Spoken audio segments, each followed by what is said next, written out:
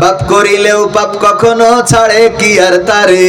কোথায় গেল স্পিকারের, কোথায় গেল স্পিকারের দৃষ্টি আঁকা বাঁকা, তাদের সারা দেশটা এখন লাগে ফাঁকা ফাঁকা, ওদের সারা দেশটা এখন লাগে ফাঁকা ফাঁকা। কোথায় গেল আরাফাত আর ব্যারিস্টার সুমন, কথা বলার সময় তারা করেনি ওজন। মুরগি কবির খাইছে ধরা, জাফর কোথায় আছে, গোপনে কি সেও গেল মোদি দাদুর কাছে। কোথায় গেল সালামের, কোথায় গেল সালামের কাড়ি কাড়ি টাকা, তাদের সারা দেশটা এখন লাগে ফাঁকা। লাগে না লাগে না? ওগো আমার ভাইরা, এই গানটা বললাম এই জন্যে, ইতিপূর্বে যারা ওই সংসদটা কাঁপাতো, সংসদে গান শোনাতো, কবিতা আবৃত্তি করত, মাননীয় স্পিকারকে পাম দিত, প্রধানমন্ত্রীকে হাওয়া দিত, এই মানুষগুলো আজকে নাই। গোটা সংসদ ধরে পাল্টে আবার নতুন মুখ এসেছে, বলেন ঠিক না বেঠিক? আবার এই মুখগুলো একদিন থাকবে না, আবার নতুন মুখ আসবে। দেশের জন্য যারা কাজ করবে তারা দেশের ইতিহাসে তাদের নামটা স্মরণ হবে, দেশের ইতিহাসে স্মরণাক্ষরে তাদের নাম লেখা থাকবে। শুধু তাই নয়, দেশের কল্যাণে, জাতির কল্যাণে যারা কাজ করবে, আল্লাহ রাব্বুল আলামিন তাদের উত্তম প্রতিদান দান করবেন। কারণ শাসক হওয়া ইসলামে আছে না নাই?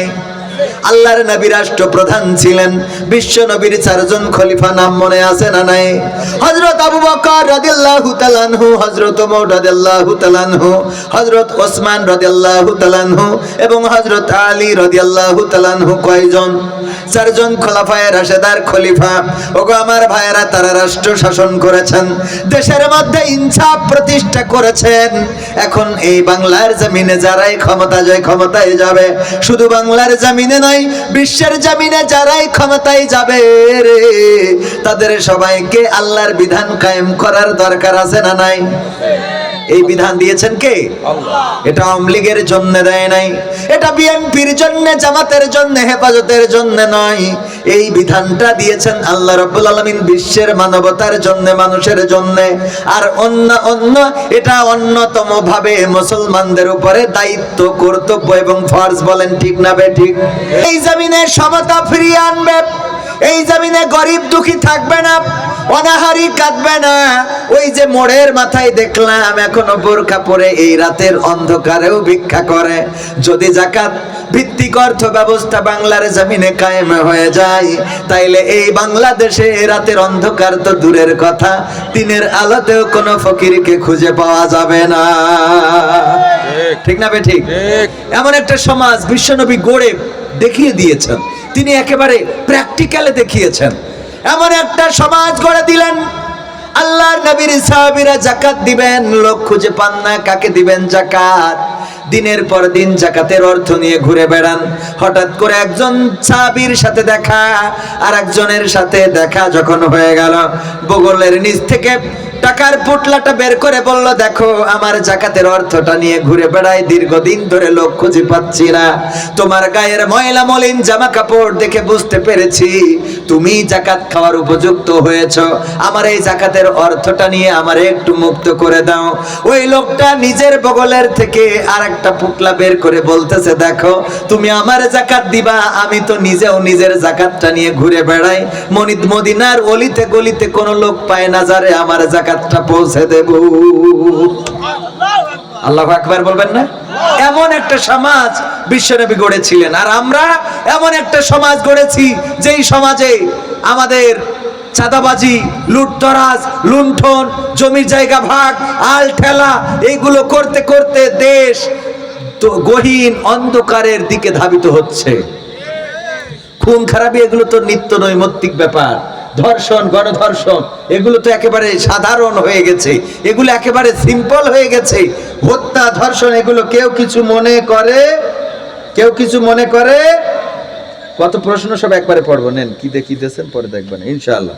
ইনশাআল্লাহ আপনারা থাকবেন শেষ পর্যন্ত, আর আমরা আধা ঘন্টার একটু বেশি থাকা যাবে ইনশাআল্লাহ। আল্লাহ আমাদের তৌফিক দিন, বলেন আমিন। আমি তো এখন একটু টয়লেট করবো, এটা আমার এইটুক করলে বাবা আর আমার কোনো চাওয়া নেই। কত আশা, কত মানুষ আশা করে যায়, আরে আর বিশ্বনবী সাল্লাল্লাহু আলাইহি সাল্লামের রওজা মদিনায়, কোথায়? মদিনায়। সেই মদিনায় যখন সকালবেলা ফজরের পরে মানুষ রাসূলের রওজায় সালাম করার সুযোগ পায়, কত মানুষের দাড়ি নাই, গোঁফ নাই, মোছ নাই, চোখ থেকে অশ্রু বিগলিত হচ্ছে। আহারে, কত মায়া, কত প্রেম, কত ভালোবাসা। এটাই হলো আল্লাহ রাব্বুল আলামিনের ওয়া তুইজ্জু মান তাশাউ ওয়া তুযিল্লু মান তাশা। আল্লাহ যাকে চান তাকে ইজ্জত দান করেন, আর যাকে চান তাকে বেইজ্জতি করে দাদার দেশে পাঠিয়ে দেন। বলেন ঠিক না বেঠিক? হয় না, হয় না? ঘটে না, ঘটে না?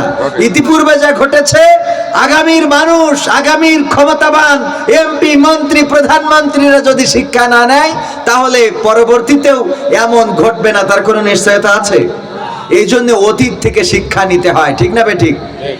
নমরুদ যদি ফেরাউন থেকে শিক্ষা নিত, অথবা ফেরাউন যদি নমরুদ থেকে শিক্ষা নিত, আর ফেরাউন নমরুদ থেকে যদি আবু জাহেল, আবু লাহাব ওরা শিক্ষা নিত, তাইলে ওদের এমন পরিণতি হতো। আবার ওদের দেখা দেখি বিশ্বের ক্ষমতাধর ডোনাল্ড ট্রাম্প ইরানে মার খাইল, এত মার খাওয়ার পরেও লজ্জা হয় নাই। ওগো আমার ভাইরা, ওরা যদি শিক্ষা নিত, তাইলে অন্তত ফিলিস্তিনের সাথে, ইরানের সাথে, লেবাননের সাথে এমন আচরণ করার দুঃসাহস করতো না। বলেন ঠিক কিনা? ইরানবাসী তারা প্রমাণ করে দিয়েছে, বাতিলের কাছে কোনো মাথা নত হবে না। প্রেসিডেন্ট সুদ্ধা গোটা দেশের মানুষ, নারী এবং পুরুষ, তারা শহীদ হওয়ার জন্য প্রস্তুত হয়ে গেছে। আমরা শহীদ হতে চাই, আমরা জীবন বিলিয়ে দিতে চাই, কিন্তু আমেরিকার অধ্যত্ববাদীদের কাছে আর ওই ইসরায়েলের নেতানিয়াহুর কাছে মাথা নত হবে না। আয়াতুল